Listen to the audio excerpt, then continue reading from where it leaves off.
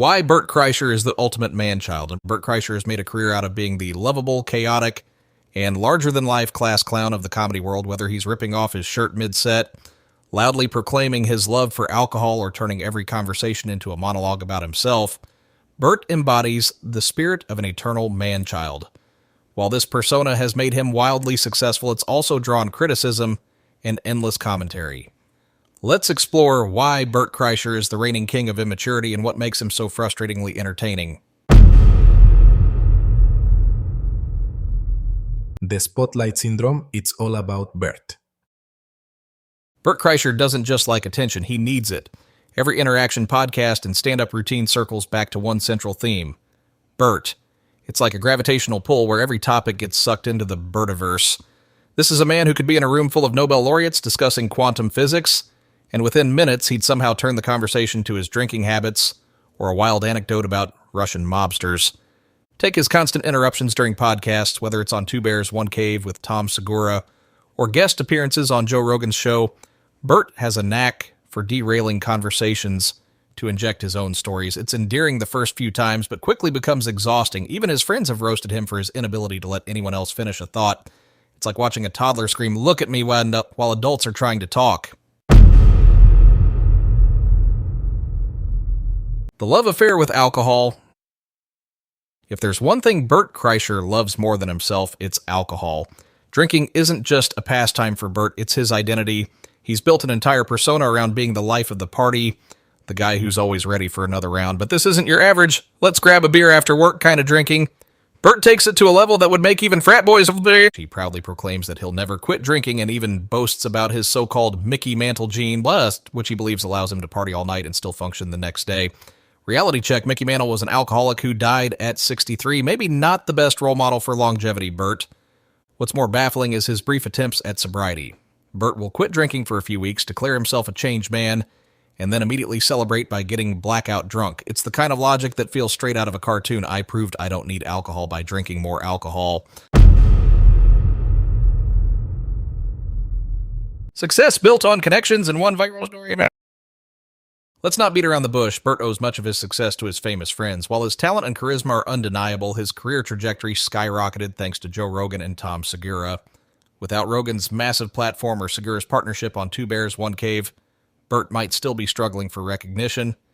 And then there's The Machine, the story that put him on the map, a tale of college debauchery, Russian mobsters, and stolen trains. It's undeniably hilarious, but it's also been beaten into the ground. Bert has told this story so many times that it became a movie, which flopped spectacularly. Despite its failure, Bert clings to The Machine like it's his life raft in a sea of mediocrity. Delusional self-perception. Bert has an almost supernatural ability to see himself in a better light than anyone else does. He genuinely believes he's in great shape, despite his visibly unhealthy lifestyle. His friends have even made a running joke about his weight, creating memes and hashtags to poke fun at him. Instead of taking the hint, Bert doubles down, insisting that he's fine and accusing others of exaggerating. Even when confronted with obvious health issues like high blood pressure, weight gain, and constant fatigue, Bert brushes them off. His go-to response, "I'm built different." Sure, Bert, you're built different, but even a tank runs out of fuel eventually.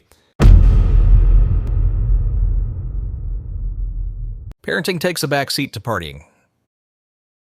Bert's approach to fatherhood is unconventional, to say the least. While most dads are focused on being role models and providing stability, Bert is busy chasing the next buzz.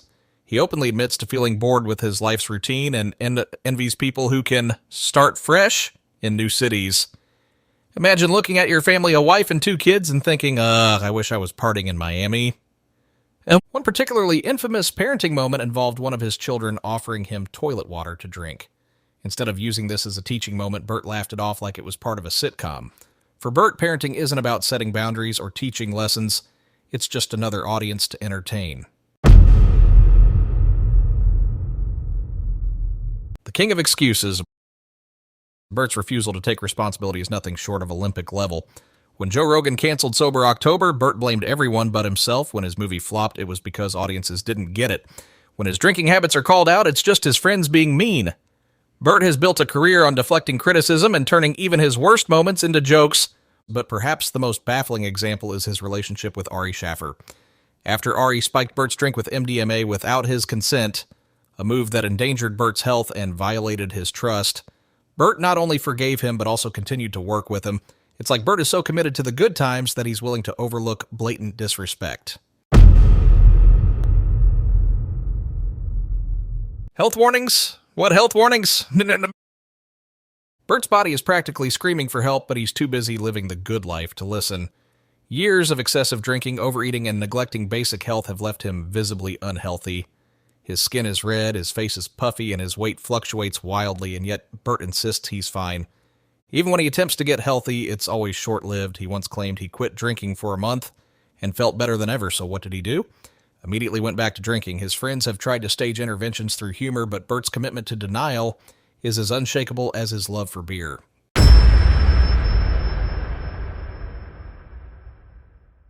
Final thoughts. Bert Kreischer isn't just a man-child, he's a professional man-child. His ability to turn his flaws into comedy is both his greatest strength and his biggest weakness.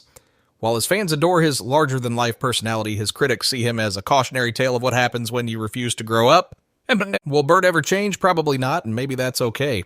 After all, his antics keep the world entertained, even if it's at the expense of his dignity, health, and relationships. Here's to Bert Kreischer, the ultimate man-child for better or worse. Cheers, Bert. Just maybe go easy on the tequila next time.